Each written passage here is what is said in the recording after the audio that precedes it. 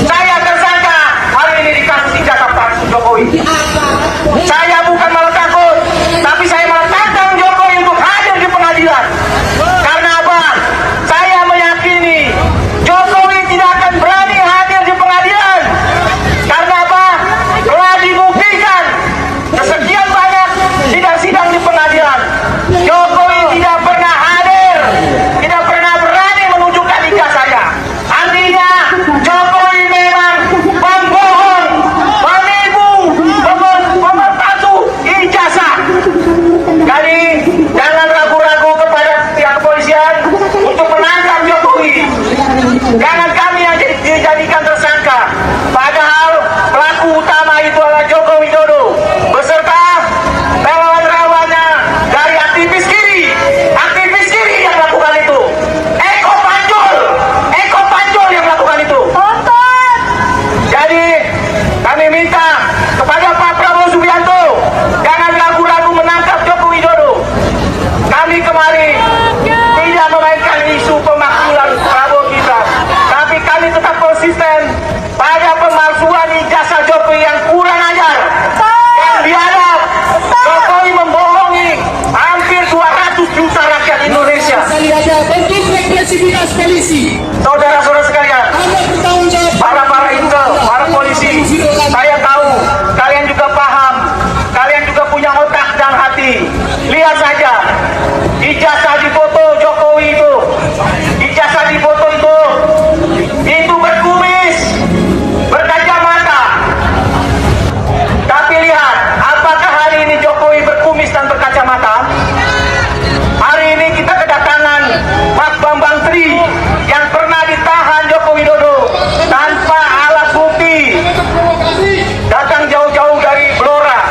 Terima kasih Mas Bambang dan kawannya. Mereka meyakini di Solo itu Jokowi sudah bermain dengan KPUD Solo yang saat itu dipimpin oleh Eko Panjul.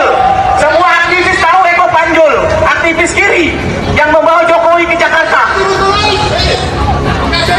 Saya dan kawan-kawan aktivis lainnya mencari, menginvestigasi bahwasanya Jokowi ijazahnya memang dibuat di pasar Pramuka. Makanya sampai hari ini polisi tidak berani mencari setelah itu ke pasar Pramuka, ke Eko Sulistyo dan pembuat lainnya.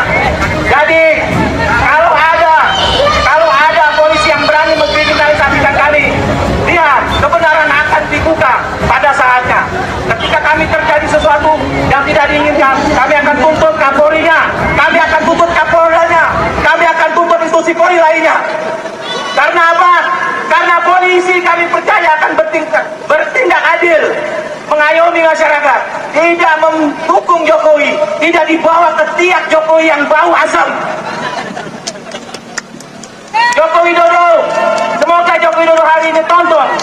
Jokowi pemalsu ijazah harus ditangkap, bukan hanya Jokowi, tetapi juga keluarganya, anak-anaknya, mantunya, karena mereka menikmati kebohongan Jokowi yang sampai hari ini, yang menguasai sumber daya alam negara ini, yang seharusnya dipergunakan untuk kemakmuran rakyat, untuk kesejahteraan rakyat, yang dimana hari ini rakyat kesulitan ekonomi, tapi Jokowi bagi-bagi uang terus. Artinya KPK harus panggil Jokowi, selidiki Jokowi, di mana duit 11.000 triliun itu, apakah di bunker, apakah disimpan di bank luar negeri. Jadi saatnya lagi kita tidak percaya dengan Jokowi, dan memang kita harus percaya. Karena apa? Sekali lagi saya bilang, Jokowi pembohong, pembuat ijazah palsu di pasar Pramuka. Terima kasih. Wabillahi taufiq wal hidayah. Wassalamualaikum warahmatullahi wabarakatuh. Oke, makasih Pak Sultan sebagai kawan dari acara ini. Dan sebelum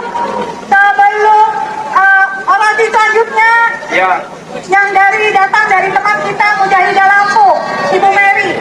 Sebelumnya kami terangkan dulu, yaitu kami ini adalah tim pemburu ijazah. Kami sama dengan tim pemburu hantu.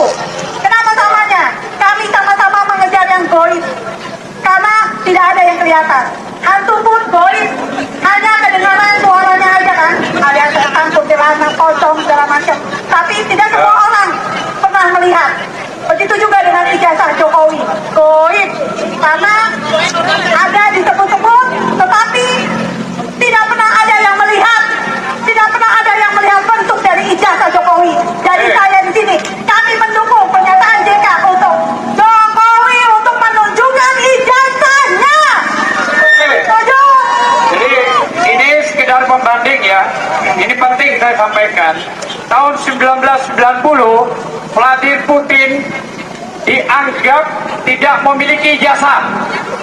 Sampai diproses, sebelum diproses dia tunjukkan ijazahnya. Itu gentleman, itu namanya negarawan. Selamat datang kembali rekan-rekan dan sahabat sejiwa di seluruh pelosok Nusantara. Sebagai anak bangsa yang mencintai tanah air ini, kita tentu sepakat bahwa kepintaran, wewenang, dan seluruh kedudukan yang kita miliki sejatinya harus diabdikan untuk rakyat yang paling membutuhkan. Negara ini berdiri di atas aturan, keadilan, serta etika bernegara yang luhur. Namun belakangan ini kita menyaksikan dinamika politik yang begitu menguji prinsip-prinsip dasar demokrasi kita. Timbul perdebatan dan kegelisahan publik mengenai bagaimana jalannya roda pemerintahan serta keabsahan dan kepemimpinan sosok nomor 2 di negeri ini. Isu mengenai kelayakan dan desakan pemakzulan atau pemecatan Gibran Raka Buming Raka dari jabatannya sebagai wakil presiden kini menjadi sorotan tajam. Langkah dan argumen yang mengemuka bukan sekedar dinamika politik harian, melainkan dorongan yang bersumber dari landasan hukum, etika, dan kelangsungan martabat bangsa. Ya, jika kita mencermati kembali akar masalahnya, aspek pertama yang sangat mendasar adalah persoalan etika dan legitimasi konstitusional demokrasi kerap kali tidak runtuh akibat guncangan besar yang mendadak, melainkan terkikis secara perlahan ketika aturan dibengkokkan dan pelanggaran etika dianggap sebagai hal yang lazim. Proses yang mengantarkan Gibran menuju kursi kekuasaan berawal dari putusan Mahkamah Konstitusi nomor 90 yang terbukti melahirkan pelanggaran etika berat, sebagaimana diputuskan oleh Majelis Kehormatan Mahkamah Konstitusi. Ketika fondasi awal sebuah posisi kepemimpinan berdiri di atas manipulasi aturan dan favoritisme kekeluargaan, maka legitimasi moral kepemimpinan tersebut pada dasarnya telah gugur. Secara aturan tata negara pasal 7A Undang-Undang Dasar 1945 telah mengatur secara tegas kriteria pemberhentian presiden maupun wakil presiden, termasuk perbuatan tercela atau ketidakmampuan memenuhi syarat jabatan. Membiarkan seorang pejabat tinggi negara bertahan di jabatannya dengan beban pelanggaran etika bernegara yang begitu kasat mata adalah bentuk pembiaran terhadap rusaknya tatanan hukum nasional. Di samping isu etika dan proses pencalonan, argumen mendasar kedua yang terus disuarakan oleh masyarakat adalah terkait keabsahan dokumen administratif serta kepatuhan terhadap syarat kepemimpinan. Dalam aturan perundang-undangan, pemilu maupun tata kelola pemerintahan, kepemilikan dokumen dan ijazah formal yang sah serta terverifikasi merupakan syarat mutlak yang tidak dapat ditawar. Ketika ketidakjelasan dan dugaan ketidaksesuaian dokumen pendaftaran terus mengemuka tanpa adanya pembuktian terbuka yang benar-benar solid dan transparan, hal tersebut bukan lagi masalah personal, melainkan menyangkut keabsahan hukum dari seluruh keputusan yang diambil oleh pejabat publik tersebut. Seorang pemimpin yang tidak mampu membuktikan keabsahan dokumen dasarnya secara mutlak akan selalu membayangi pemerintahannya dengan keraguan hukum. Ya, selain permasalahan keabsahan dan etika di masa lalu, aspek ketiga yang dirasakan langsung oleh masyarakat hari ini adalah kinerja dan efektivitas dalam menjalankan tugas sebagai wakil presiden. Jabatan wakil presiden bukanlah posisi simbolis semata atau ajang untuk belajar memimpin.